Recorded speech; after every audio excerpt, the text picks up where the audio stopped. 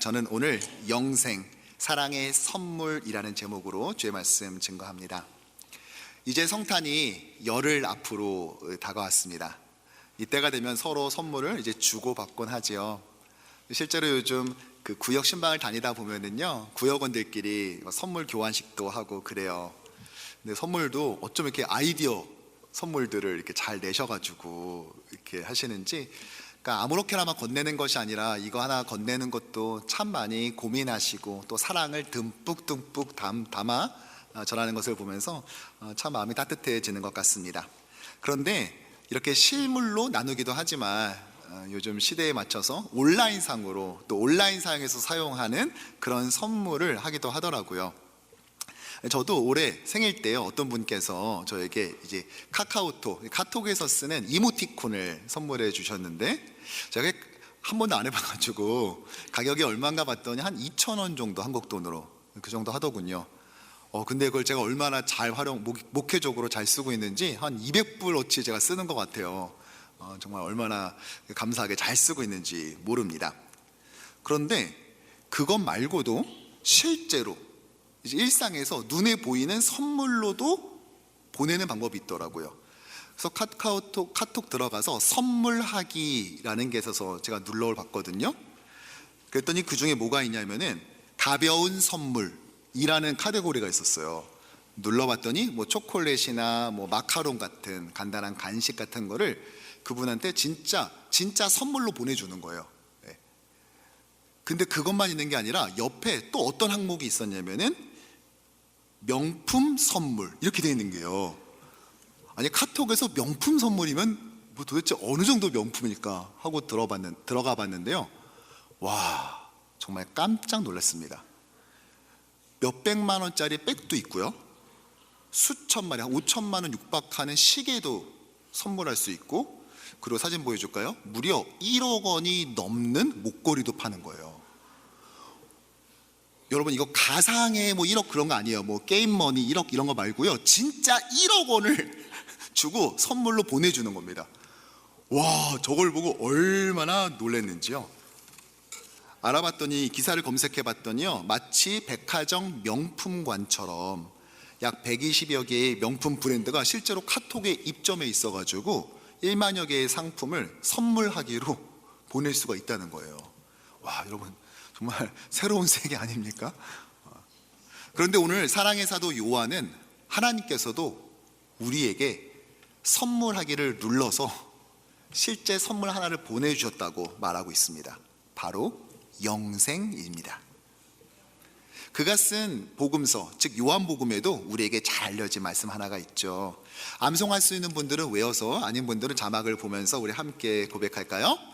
하나님이 세상을 이처럼 사랑하사 독생자를 주셨으니 이는 그를 믿는 자마다 멸망하지 않고 영생을 얻게 하려 하심이라. 아멘. 아멘. 어렸을 때부터 우리가 자주 암송하는 구절이죠. 그래서 이 영생이라는 단어가 우리한테는 낯설지가 않아요. 주일학교 출신들은 뭐 영생 이 말을 굉장히 자주 들어봤습니다. 하지만 실제로 우리는 이 영생의 의미를 제대로 알고 있을까요? 요한 사도가 여기에 기록한 영생의 진짜, 그것도 선물로서 주어진 이 영생의 가치를 우리가 온전히 이해하고 또한 누리고 있습니까?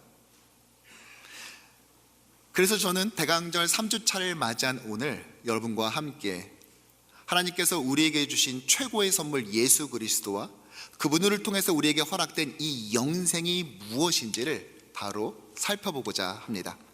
바라기를 우리 아침에 오신 주님의 모든 자녀들이 영생의 의미, 우리에게 선물로 주신 이 영생의 참된 뜻을 깨달아서 그것을 소유한 자만이 느낄 수 있는, 또 누릴 수 있는 참된 기쁨 가득한 삶을 누리기를 주님의 이름으로 간절히 축원합니다.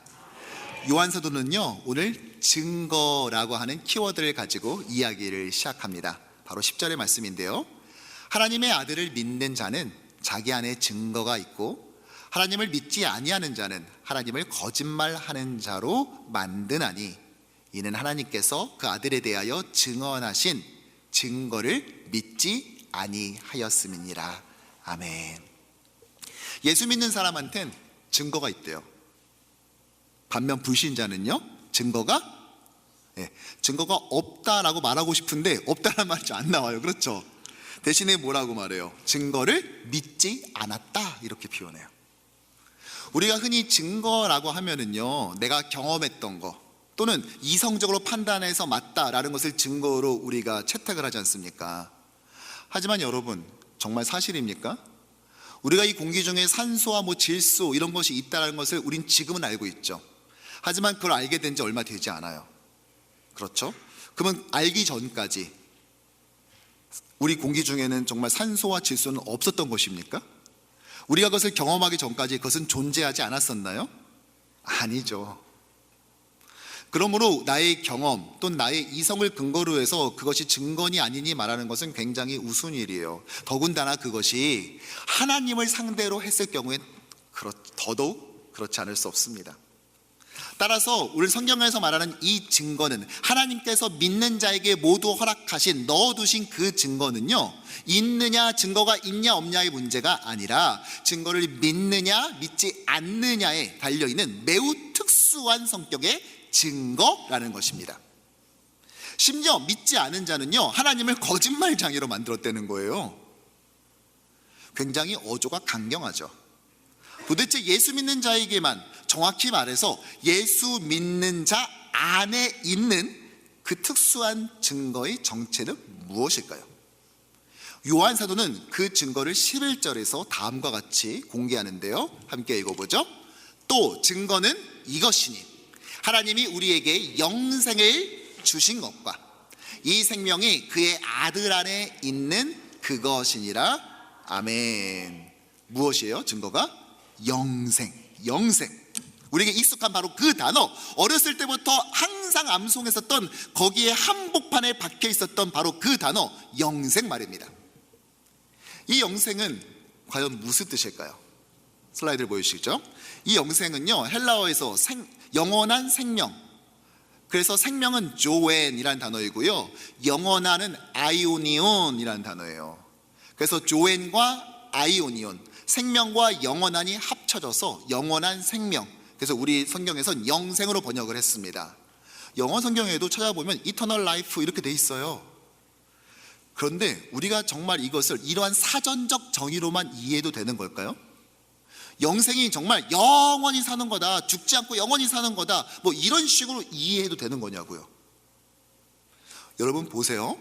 우리는 언젠가 죽지요. 영혼과 육체의 분리를 경험하게 될 것입니다. 자, 육체는 흙으로 돌아가지만 영혼은 어떻게 됩니까? 그렇죠? 하나님 나라 천국으로 가서 주님과 함께 거기서 삽니다. 여러분 믿으십니까? 자, 그런데 언제까지 살아요? 얼마나 살아요? 영원히. 그러니까 자꾸만 오늘 본문에 나오는 영생을 나 죽어서 천국 가서 거기서 영원히 살아, 자꾸만 이렇게 이해하려고 하는 겁니다.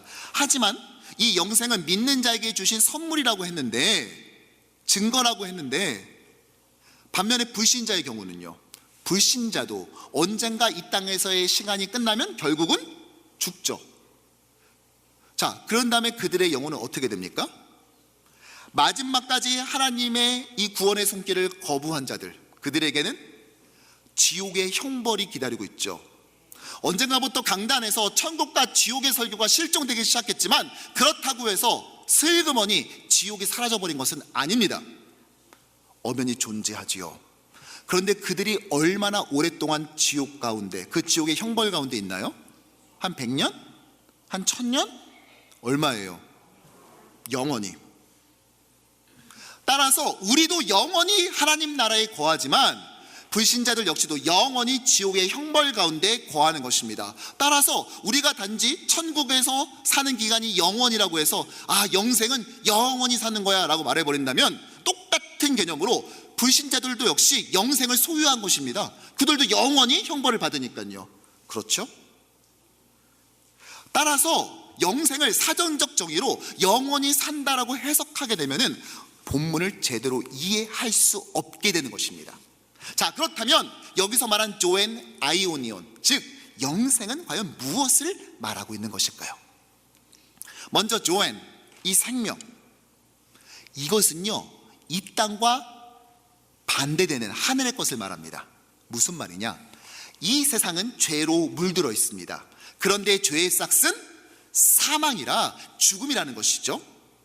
죽음과 그로 인해 파생된 더럽고 허무하고 파괴적인 것들로 가득하다고요. 그러한 이 땅의 특징을 성경은 죽음, 사망이라고 말합니다. 자, 그렇다면 그와 반대되는, 이 땅과 반대되는 하나님 나라 천국은 그럼 뭐라고 말하겠어요? 죽음의 반대니까 생명, 조엔이라고 말하는 것이죠. 즉 오늘 나오는 생명, 이 조엔은요, 진짜 생명을 말한다기보다는 이 땅에 있는 것과 반대되는 개념을 말하고 있는 것입니다. 우리가 요한일서를 제대로 이해하기 위해서는 그가 쓴 요한복음서와 더불어서 신약 안에서 같은 성격의 성경으로 묶여져 있는 소위 일반 서신을 함께 비교해 봐서 읽어야 돼요. 대표적으로 베드로전서를 들 수 있는데요, 베드로전서 1장 3절부터 4절에서는요 이 땅과 하나님 나라를 이렇게 대조하는 걸 볼 수 있어요. 함께 읽어보죠.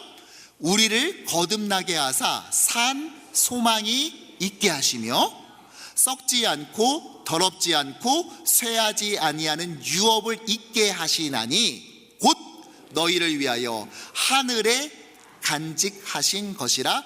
아멘. 여러분, 하늘에 간직한 건 뭐예요? 하늘, 대기권입니까? 성층권이에요? 그게 아니라 하나님 나라를 비유적으로 표현한 것이죠. 하나님 나라를 말하면서 이 땅의 것을 어떻게 대조하고 있어요? 하나님 나라는 썩지 않고 더럽지 않고 쇠하지 않는다, 이렇게 말한 반면 이 땅의 것은 썩고 더럽고 쇠한다 라고 표현하고 있지 않습니까? 영원한 생명, 이때 이 영원한 역시도 마찬가지입니다. 이것도 이 아이오니온도요, 이 세상이 끝나고 비로소 시작될 새하늘과 새 땅, 즉 하나님 나라 본격적으로 펼쳐질 완전한 그 천국에서 누리는 것들을 바로 영원한이라는 의미에 담고 있어요. 왜냐? 방금 전에 읽은 이 말씀에서 보는 것처럼 이 땅의 것은요 결국 썩어져 버립니다. 그리고 쇠하여 버려요. 그렇게 허무하게 사라져 버리는 것이 이 땅의 것들입니다. 하지만 천국은 영원한 것이죠. 따라서 영생, 영원한 생명은 이렇게 정리할 수 있을 거예요. 보이시죠? 바로 천국에서 누리는 것들. 단지 영원히 사는 것만 의미하는 것이 아니라 영원히 살면서 우리가 그 나라에서 누리게 될 것들, 천국에서 누리는 것들, 그러니 원래는 이 땅에서 누릴 수 없는 것들이에요. 그런데 원래는 우리가 이 땅에서 죽고 난 다음에 하나님 나라 가서, 또는 우리가 살아있는 동안 예수께서 재림하시게 되면 그때 세상의 시간이 끝나게 되고 그때부터 펼쳐질 진정한 완성된 하나님 나라에서 원래는 그때 누릴 것들이라고, 이것들이요. 그런데 하나님께서는 우리가 아직 죽지도 않았는데 이 땅을 아직 살아가고 있는데도 그때 누려야 될 것을 어떻게 하신다? 믿는 자 안에 넣어 주셨다는 것입니다. 증거로서. 그리고 우리가 땀 흘려 얻은 것이 아니기 때문에 값없이 주시는 선물로서 주셨다는 것입니다. 따라서 영생, 조엔 아이오니오는요, 예수 믿는 자가 이 땅에서 먼저 누리는 천국의 기쁨, 천국의 그 아름다움, 천국의 그 희락을 상징하는 것이죠. 오늘 12절에서도 이렇게 말하고 있죠. 아들이 있는 자에게는 생명이 있고 조엔이 있고, 하나님의 아들이 없는 자에겐 조엔, 그 생명이 없다라고 선포하고 있지 않습니까? 우린 단지 예수를 영접했을 뿐인데 하나님께서는 믿는 자에게 영생을 선물로 주셨습니다. 그리고 죽어서 우리의 영혼이 하나님 나라에 갔을 때, 그때가 아니라 우리가 이 땅에 사는 매일매일 일상에서 그 천국의 기쁨을 미리 경험하도록 하신 것이죠. 사실 이것이요, 이 편지 쓴 이유입니다. 5장 13절에 돼서야 비로소 오늘 요한사도는 이 편지 왜 썼는지를 우리에게 드디어 편지 쓴 목적을 이렇게 공개하고 있어요. 함께 읽죠. 내가 하나님의 아들의 이름을 믿는 너희에게 이것을 쓰는 것은 너희로 하여금 너희에게 영생이 있음을 알게 하려 함이라. 아멘. 우리 안에 영생, 이 천국의 기쁨, 이 천국의 것들, 원래 천국 가서 누려야 될 것들이 이미 너희 안에 있다는 것을 너희가 알게 하기 위해서 내가 이 요한 1서 썼다는 것입니다. 여러분, 근데 여기서 알게 하다는 말은 뭐예요? 기노스코라는 이 알게 하다는 우리가 여러 차례 살펴본 것처럼 지식적 알미 아니라 체험적, 경험적 알미라고 했잖아요. 따라서 영생, 천국에서 누려야 될 그것들을 우리는 그러한 것들이 있지 라고 넘어가는 것이 아니라 우리의 오감으로 누리고 경험하고 매일매일 체험해야 된다는 것입니다.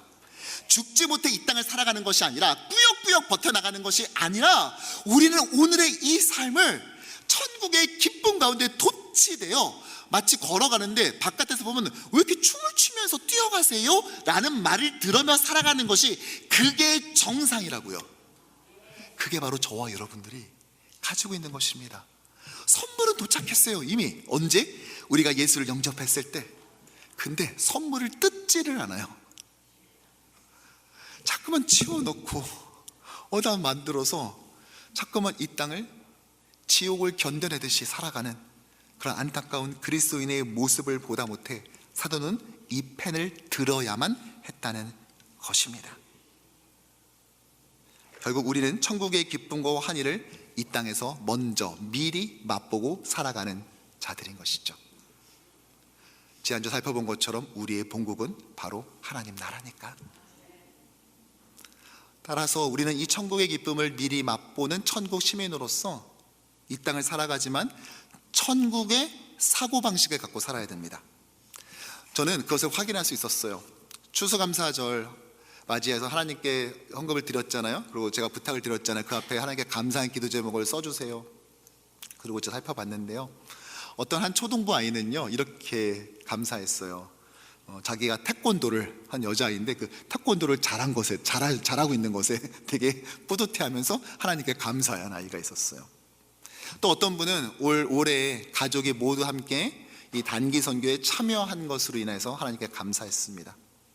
또 어떤 분은 집을 오랫동안 찾았는데 드디어 찾게 된 것에 대해서, 또 어떤 분은 가게의 리스가 연장된 것에 대해서 감사했어요. 또 어떤 분은 주변에 있는 가게들은 폐업하고 있는데 그래도 계속해서 이 가게를 운영할 수 있는 것에 하나님께 감사를 올려드렸습니다. 나이가 지긋하신 어떤 성도님은 올해 노인 아파트에 들어갈 수 있게 된 것에 감사하셨고, 또 어떤 분은 지난달 15일에 그 보청기를 바꾸셨대요. 근데 보청기를 바꾸고 난 다음에 잘 들려서 이제는 막 전화 통화를 할 수 있게 되고, 무엇보다 설교를 더 잘 들을 수 있게 돼서 너무 감사하다고 거기에 적으셨어요. 어떤 분은 전도 대상자를 자기가 마음에 품고 기도했는데 올해 진짜 예수님 믿고 지금도 꾸준히 다닌 것에 감사하셨고, 또 어떤 분은 올해를 시작하면서 토요 새벽 예배 드리는 거, 공예배니까 이거 꼭 드릴 수 있게 달라고 자기 마음속에 하나님과 약속했는데 그 약속을 잘 지킬 수 있게 된 것에 감사했습니다. 또 다른 남자 성도님은 올해 암 진단을 받고 수술을 받았어요. 그런데 그때도 구역 식구들이 함께 수술을 위해서 기도하고, 그 이후에는 약물 치료가 지연됐는데 구역 식구들이 기도를 시작한 지 불과 3일 만에 그것이 해결되어서 바로 약물 치료를 시작하게 된 것에 감사했어요. 그러면서 뭐라고 기도 제목을 썼냐면은, 2번이나 이렇게 위기 가운데 구역의 기도 덕분에 그 위기를 이겨낼 수 있는데 자신도 구역 식구들을 위해서 계속 기도할 수 있는 그런 마음과 기도의 무릎과 끈기를 달라고 그렇게 기도 제목을 쓰셨더군요. 제가 이걸 가만히 보면서요, 세상 사람들이 이 감사의 제목을 이해할 수 있을까? 이런 생각이 들었습니다. 여러분, 토요 새벽 예배 나오게 된 게 뭘 감사할 일입니까? 세상적으로 보면 이것은 피곤한 이민 생활에서 안 그래도 피곤한데 한 주를 마무리하는 토요일 새벽에 1시간 반을 덜 자게 된 거예요. 이게 감사할 일이에요? 혹시 제가 모르는데 우리 장로님들께서 나가서 끝나고 나갈 때마다 50불씩 몰래 이렇게 주고 계십니까? 이렇게? 왜 감사해요 이게요? 세상이 이걸 이해할 수 있겠어요? 암을 진단을 받으면 보통 이게 바른 태도죠. 아니 나보다 술도 더 많이 마시고 담배도 많이 피고 다른 사람한테 나쁜 짓 하고 나쁜 이야기 많이 하면서 하는 사람들도 암 안 걸리고 잘 사는데, 아니 내가 뭘 그렇게 잘못했다고 내가 이런 병에 걸려야 되냐. 오히려 이런 식의 사고가 맞는 게 좀 자연스러운 전개 아닌가요? 그런데 구역 식구들이 함께 기도해줘서 수술을 이겨나가고, 구역 식구들과 함께 이 항암 치료를 받게 돼서 항암 치료 받은 게 감사할 일이에요? 근데 그걸 감사하다고, 그래서 자신도 이 빚을 갚고 싶어서 기도할 수 있는 그런 무릎을 달라고 기도하는 것. 여러분, 근데 더 웃긴 건 뭔지 아세요? 제가 아까 이거 읽어드렸을 때 여러분들이 뭐라고요? 이게 감사했다고요? 이런 표정이 아니라 하나같이 다 아이고 다 수긍하는 표정이었어요. 그러니까 여러분들도요, 세상에 나가면 도저히 이해가 안 되는 분들인 거 아시겠죠? 전혀 이해가 안 돼. 이게 왜 감사하고 왜 수긍을, 이걸 말하는 사람이나 듣고 있는 사람이나 왜 다 수긍하고 있는지가 도무지 이해가 되지 않는 거예요. 왜요? 우리의 사고의 방식은 이 땅의 것이 아니라 하나님 나라 천국의 것을 가지고 있기 때문에 그렇은 것입니다. 우리 안에 주신 그 증거, 그 영생, 천국에서만 누릴 수 있는 바로 그것이 우리 안에 있다니까요. 비록 우리가 신앙적으로 아직도 성숙해져야 됩니다. 맞아요. 저나 여러분들이랑 노력해야 되죠. 그러나 우리 인정할 건 인정하고 가야 돼요. 무엇을요? 하나님께서 그럼에도 불구하고 우리에게 넣어주신 이러한 천국 방식의, 천국의 가치 방식, 사고 방식이 그래도 우리 안에 이미 이렇게 있음을 우리가 감사하며 살아가야 된다는 것입니다. 이걸 기반으로 노력하자고요. 뿐만 아니라 우리는 천국 백성으로 천국의 언어를 사용해야 됩니다. 이 땅의 사람들은 자신의 자랑하는 말을 하죠. 이게 나 때문에 된 거야, 뭐 내가 이렇게 한 거야, 나 누구도 알아, 내가 지난번에 이렇게 했잖아, 요즘 애들은 왜 저러니, 나는 이럴 때 이렇게 했는데. 이게 세상의 언어예요. 자신을 드러내는 언어이죠. 또는 자신이 잘한 것이 없으면 대신에 다른 사람을 낮춤으로써 상대적으로 나를 높이는 방법도 있습니다. 다른 사람을 그래서 헐뜯는 거죠. 사실에다가 거짓말을 살짝 타면서 말을 한다든지, 앞뒤 관계를 다 바꿔버려서 이상한 순서 배치를 나열해가면서 말을 하는 거죠. 새로운 스토리를 만들어내는 거예요. 그렇게 함으로써 상대적인 높음을 취하고자 하는 것입니다. 또한 내가 들은 말을 다른 사람한테 전달하는 거죠. 여러분, 때로는 천국의 언어는요, 침묵도 천국의 언어임을 여러분 기억해야 돼요. 무엇보다 부정적인 언어는 이 땅의 대표적인 증상입니다. 우린 긍정적 언어를 써야 돼요. 여러분, 이걸 오해하지 마셔야 될 게, 낙천적 언어와 긍정적 언어를 헷갈리시면 안 돼요. 낙천적이란 말은 무슨 말이죠? 이건 본성적인 거예요. 그냥 천성이 낙천적이에요. 뭐 대책 없이 그냥 뭐 잘 되겠지 뭐야, 이게 낙천적인 겁니다. 그런데 긍정적인 건 아니에요. 이거는 본성이 중요하지 않아요. 내가 아무리 타고난 성품은 막 부정적인 것에 더 민감하고 화학 반응을 일으키는 그런 본성을 타고났다 할지라도 나는 의지적인 걸 담고 있는 거죠. 그리고 대책 없이가 아니라 나름 근거를 가지고 있는 것입니다. 아까도 우리가 읽었던 베드로 전서처럼 이 땅에 허무하고 썩어질 것이 아니라 우리는 산 소망, 엘피다 조산 되시는 예수 그리스도를 가지고 우리 안에 계시기 때문에 우리는 근거 있는 긍정을 가질 수 있다는 것입니다. 아니, 그분이 날 구원하셨는데 이거 하나 책임지지 못한다고? 말이 안 되지. 근거 있는 긍정적 언어를 쓸 수 있는 거예요. 즉, 긍정적 언어는요, 저와 여러분들의 모국어입니다. 천국 시민으로서 우리의 언어라고요. 제가 미국 왔을 때 저희 딸이 초등학교 2학년이었어요. 근데 주변에 있는 분들이 저한테 이렇게 조언하시더군요. 목사님, 아이니가 영어 못할까 봐 걱정하지 마세요. 6개월이 지나던 1년이 지나던 반드시 쟤는 영어를 할 수밖에 없어요. 문제는 제가 한국어를 까먹은 게 문제인 거죠. 제가 이민 선배들의 말을 귀담아 들었습니다. 그래서 그때부터 집에서는 절대 영어 못 쓰도록 온리 코리안 존으로 만들었어요. 근데 얘가 점점 자랄수록 가끔씩 영어를 섞어 쓰거나 영어로 말하기 시작하는 거예요. 그래서 제가 그때마다 항상 하는 말이 있어요. 어이 김하인, 집에서는 조선말로만 해. 한국어만 쓰라는 거예요. 제가 이 신념을 칼같이 지켰어요. 그 결과 저의 영어는 조금 더 성장하지 않게 되고 아이의 한국어는 계속해서 성장하는 그런 은혜가 임하게 되었답니다.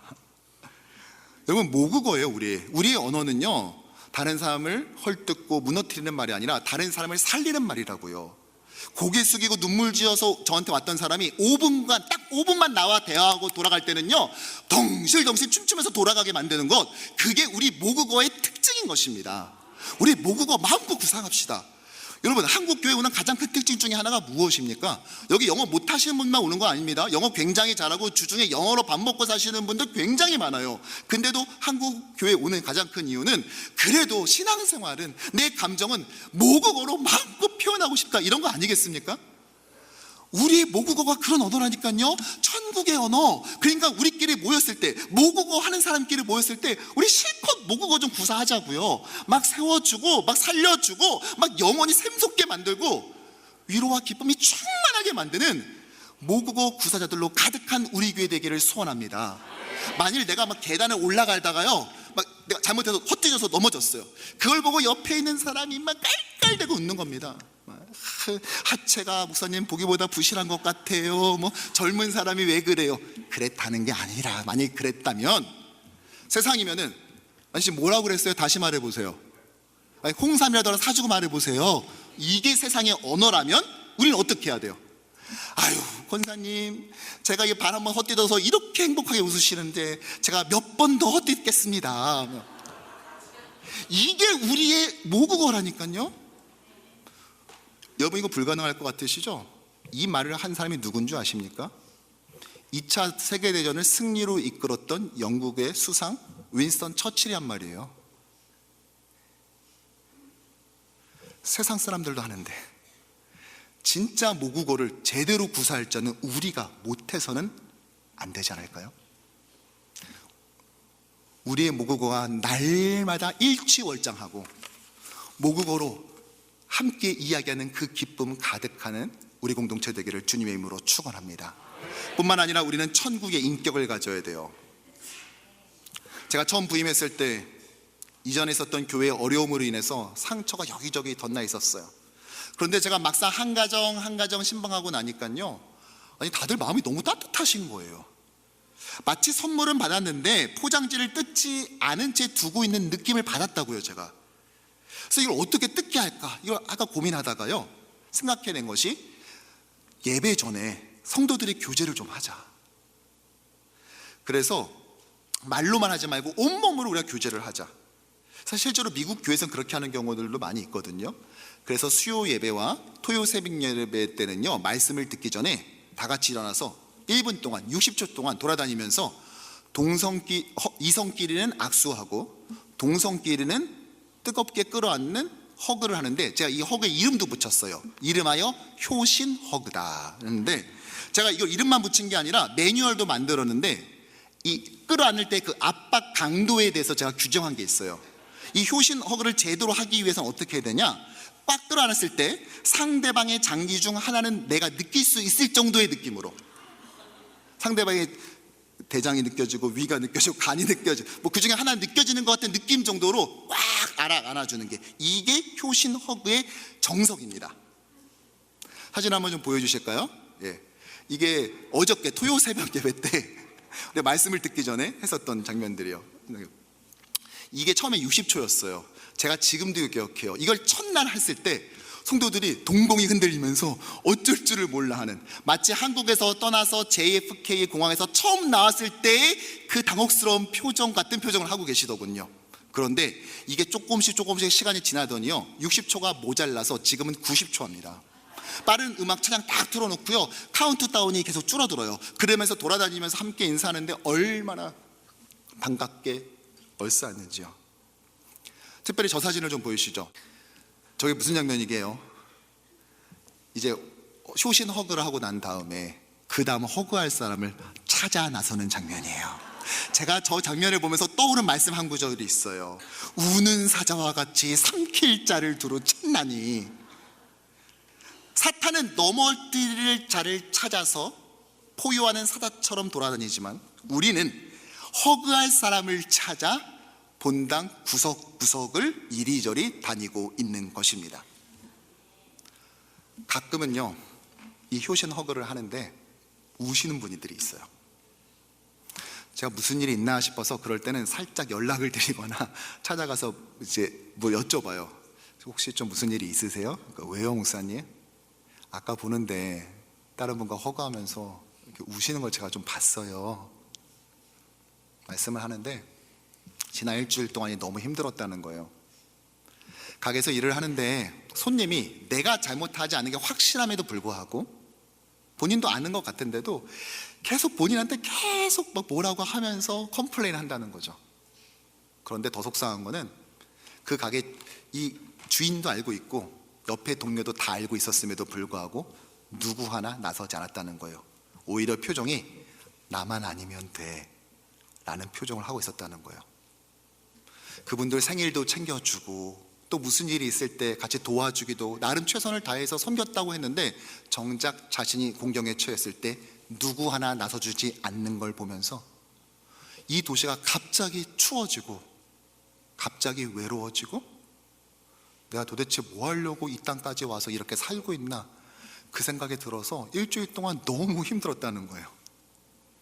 그런데 솔직히 이름도 잘 모르는 권사님이 너무 힘들어서 기도하려고 토요일 새벽 예배 수예배에 나왔는데 이름도 잘 모르는 권사님께서 자기를 그냥 워낙 안아주는데 그게 하나님이 자신을 안아주는 것처럼 느껴지면서 일주일 동안 자신을 잠 못 들게 만들고 막 분노에 못 이겨서 이렇게 했었던 그 마음이 마치 아무것도 아니었던 것처럼 그냥 사라져 버렸다는 거예요. 그래서 본인도 모르게 그 눈물이 흘렸다 이렇게 말씀을 하시더라고요. 주일날도 하고 싶은데 이 여건상 할 수가 없어서 그래서 주일은 말씀을 듣기 전에 우리가 하이파이브를 하고 듣게 된 것이 바로 그러한 이유입니다. 사랑하는 성도 여러분, 이 도시는 정말 춥습니다. 캘리포니아에 오래 살다 온 제 입장에서는 기후도 춥지만요, 사람과 사람이 서로를 쳐다보고 있는 눈빛, 말하는 태도, 톤, 너무 차갑게 그지없는 도시예요. 이 도시를 누군가는 따뜻하게 만들어줘야 돼요. 누군가는 이 도시를 데워야 돼요. 그런데 그것을 할 수 있는 것은 이 땅의 사고방식으로 사는 사람들로는 안 됩니다. 전혀 다른 나라에서 온 사람들의 생각, 그 언어를 구사할 줄 아는 사람들, 그 가치 체계를 가지고 있는 사람들, 그런 인격을 가지고 또 그것을 갖기 위해 노력하는 사람들을 통해서만 이 도시는 비록 따뜻함을 간직할 수 있게 될 것입니다. 그리고 그것을 위해서 저와 여러분들을 고국을 떠나 이곳에 뿌리 박게 하신 것입니다. 그러기 위해서는 우리가 먼저 이 체온을 나눌 줄 알아야 돼요. 제가요 장난 삼아서 한번 챗 GPT한테 어저께 물어봤어요. 너는 따뜻한 허그에 대해서 어떻게 생각해? 물어봤더니요, 뭐라고 답이 나왔냐? 그저 안아주는 것으로 충분히 알 수 있어요. 우리가 서로에게 얼마나 소중한 존재인지를. 한 번의 허그, 그 안에 사랑이 가득하니까. 이렇게 답을 내놨어요. 사랑하는 성도 여러분, AI, 인공지능도 알고 있는 이 사실을 성령님을 모시고 있는 우리가 몰라서는 안 되지 않겠습니까? 그럼 우리 옆에 있는 분에게 이렇게 한번 물어봐 주시겠어요? 제가 한번 안아드릴까요? 이렇게요. 제가 한번 안아드릴까요? 네. 네. 제가 이 말씀을 왜 드렸냐면요, 부부끼리 앉아 계신 분들은 안아드릴까 했더니 정색을 하시네요. 그러지 말고 좀 안아주세요. 예. 1부 때 이 설교를 했는데요, 80세 되신 권사님과 70대 집사님이 같이 오시거든요. 70대 집사님이 항상 라이드를 해주세요. 근데 끝나고 나가면서 악수를 하시는데 저한테 이러는 거예요. 80세 권사님이, 목사님, 이 집사가 저한테 자꾸만 설교 끝나고 난 다음부터 계속 저보고 안아달래요. 이러면서 말씀을 하고 가셔가지고 아예 설교 중에 안아주세요 물어보라고 시킨 겁니다. 네. 두 팔 벌려 힘껏 안아줍시다. 비록 우리는 미국에서 가장 치열한 이 도시를 살아가지만 조엔 아이오니온, 영생, 원래는 천국에서밖에 누릴 수 없는 그것을 우린 이 땅에서 누리도록 선택받은 자들입니다. 이 특권을 마음껏 누리는 우리 교회 되기를 소원합니다. 말씀을 정리하죠. 제가 얼마 전 땡스기빙 데이 때요, 한국에 있는 제 후배 목사 하상범 목사라고, 그 친구도 미국에서 이민 목회를 했던 적이 있었는데 생각날 것 같아서 제가 그 추수감사절 이제 그 안부 카톡을 보냈어요. 제가 워낙 친한 동생이니까 제가 그냥 편하게 잘 지내지, 추수감사절 맞아서 뭐 어떻게 했으면 좋겠다 이렇게 보냈어요. 그랬는데 그 제가 핸드폰을 보고 난 다음에 저희 아내가 막 웃더니 여보 다시 한번 확인해 봐 이러더라고요. 확인을 해봤더니요, 제가 하상범 목사한테 보낸 것이 아니라 제가 이전 교회에서 사역했을 때 저와 함께 사역했었던 하상복 집사님께 그걸 보냈던 거예요. 저 그분께 한 번도 반말로 한 적 없고, 그분 저보다 나이도 많으시거든요. 그런데 반말로 잘 지내지? 뭐 했으면 좋겠다 이렇게 보냈는데, 또 그분은요 성품이 얼마나 좋으신지 저한테 네 목사님도 추수감사절 잘 보내시고 건강하세요 라고 보낸 거예요. 그래서 저는 눈치를 전혀 못 챘다가 아내가 말해줘서 비로소 알았어요. 그래서 제가 진짜 죄송해요, 제가 모르고 후배 목사님께 보낸 걸 집사님께 보냈네요 라고 이제 해프닝이 있었거든요. 그런데 그걸 딱 그 사건이 있고 어저께 이 선물하기를 찾고 난 다음에 이런 생각이 들더군요. 이게 누가 카톡을 보내려다가 몇 번만 잘못 누르면 나한테 선물이 올 수 있겠는데? 그리고 그 집 애가 만약 어리면은 아빠 핸드폰 가지고 장난치다가 몇 번만 잘못 눌러주면은 얘 나한테도 이게 뭐 몇천 불짜리 백 한 번 올 수 있겠는데? 내 것도 조심해야 되겠다 뭐 이런 생각을 하게 되었어요. 재밌는 것이요, 그 선물하기 중에 뭐가 있냐면은 나에게 선물하기가 있더군요. 나에게 선물하기 버튼이 있었어요. 그걸 보면서 세상에서 멀쩡한 척 살아가지만, 괜찮은 척 다들 말하지만, 그러나 그 안에 얼마나 그 사랑이 굶주리고 고팠기에, 아니 세상에 자기가 가서 자기 돈으로 살 거면서 굳이 카카오톡에서 나에게 선물하기를 눌러가지고 이거를 받고 싶어 할까, 이런 생각이 미치더군요. 여러분, 최소한 우리 뉴욕 효신장로교에 다니는 성도들이 너무 외로운 나머지, 사랑에 굶주린 나머지 카톡에 들어가서 나에게 선물하기를 누르는 일이 없기를 축원합니다. 우리가 서로를 사랑하는데 충분하게 어필해서 천국의 언어로 말하고, 천국의 사고방식으로 생각하고, 천국의 인격, 사랑을 선택하는 것을 통하여 사랑이 그냥 후끈후끈 달아올라서 여기 안에만 왔다 가면은 세상의 이 차가움 따위는 완전히 잊어버릴 수 있는 그런 따뜻한 교회, 사랑으로 충만한 교회 되기를 주님의 이름으로 축원합니다. 우리는 천국에 들어가려고 발버둥치는 세상의 시민이 아닙니다. 우리는 이 세상을 통과하고 있는 천국의 시민인 것이죠. 이 땅을 살아가면서 여러분들이 경험했었던 그 어떠한 기쁨과 즐거움도 우리가 장차 완성될 천국에서 누리게 될 기쁨에 비하면 무의미한 유희에 불과할 뿐입니다. 영생, 조앤 아이오니언, 오직 이 땅에서 느낄 수 없고, 원래 이 땅에서 누릴 수 없고 하나님 나라 가서만 누릴 수 있었던 건데, 하나님께서 우리에게 증거이자 선물로 허락하신 이 천국의 기쁨을 풍성히 받아 누리는 저와 여러분들, 그리고 우리 뉴욕 효신 장로교회 되기를 주님의 이름으로 간절히 축원합니다.